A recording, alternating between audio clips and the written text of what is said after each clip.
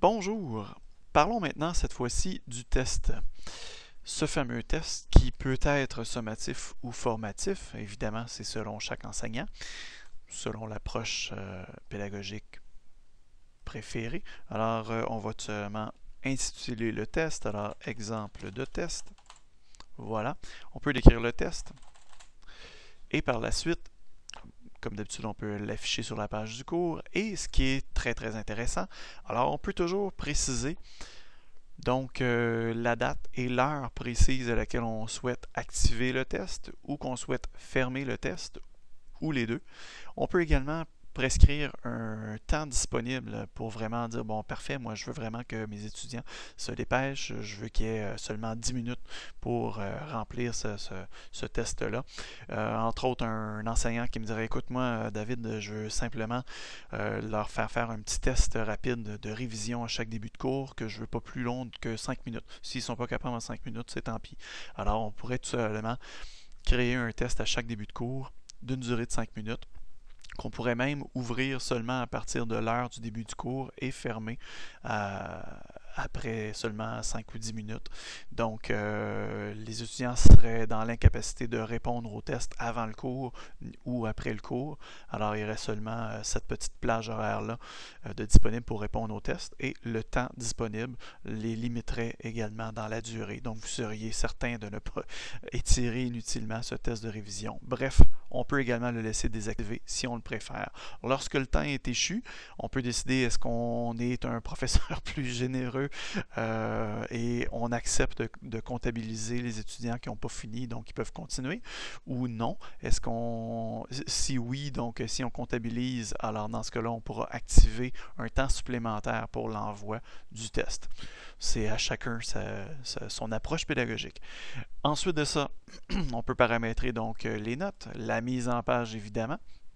On peut décider est-ce qu'on veut une nouvelle page à chaque question. Donc, on pense entre autres à essayer de prévoir ou de combattre le plagiat entre étudiants. Donc, si vous faites le test en plein lab d'informatique, dans ce cas-là, on pourrait dire une question par page et on pourrait même s'assurer que les questions soient aléatoires, de sorte que les étudiants ne seraient jamais rendus aux mêmes questions sur les mêmes pages en même temps. Donc, ils ne pourraient pas vraiment se copier. Donc, ça amène cette possibilité-là. Ensuite de ça, soit dit en passant, l'ordre des questions, justement, on peut mélanger aléatoirement.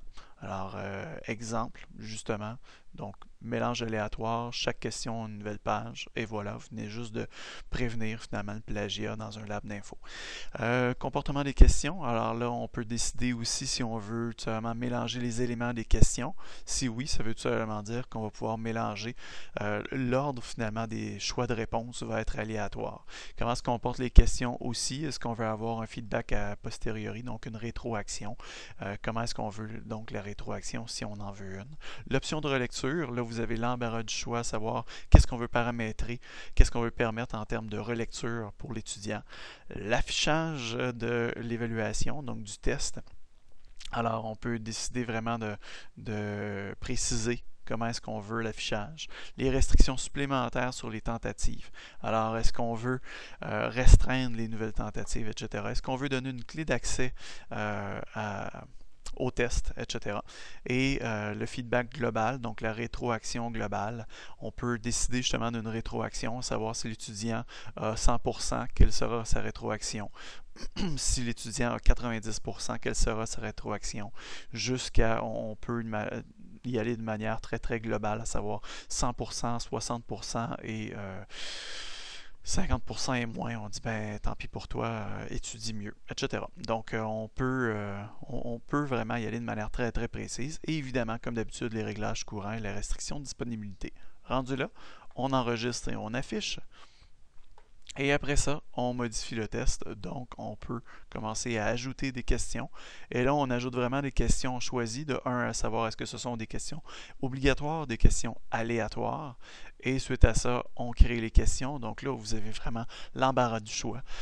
Autant dans la question obligatoire ou aléatoire, à savoir des questions à choix multiples, à vrai ou faux, réponse courte, réponse numérique, des questions calculées, des questions de composition. Évidemment, dans le cas des questions questions de composition et réponse courte, la correction automatique se fait moins facilement. Dans le cas de la réponse courte, soit dit en passant, la correction automatique peut se faire avec des mots-clés, avec des suggestions de réponses. Donc, plus large sera votre éventail de réponses possibles que vous écrirez, plus large sera la correction. Alors que la composition, elle, se fera évidemment par vous-même. Donc, vous le faites vraiment à la mitaine en ligne. Ensuite de ça, vous pouvez faire également des appariements. Alors, des questions de liens, des questions de correspondance à réponse courte, etc. Des réponses closes, des réponses également calculées à choix multiples, des questions calculées simples et des questions de description. Donc, vous avez vraiment l'embarras du choix, à la fois dans le choix à savoir des questions obligatoires ou aléatoires, et également dans le choix du type de question. Et sachez également, je termine avec ça, que vous pouvez toujours évidemment, pour chacune des questions à choix de réponse, choix multiples, construire votre question de sorte que vous allez multiplier vos choix de réponse. Donc, vous pouvez toujours remplir plus de choix de réponse que vous en avez besoin. Et là, vous aurez vraiment, vraiment l'embarras du choix. Et à la fin de tout ça, vous enregistrez le tout simplement. Alors voilà. Vous pouvez maintenant construire vos propres tests et faire, si ce sont des tests à choix de réponse, des corrections automatiques. Merci.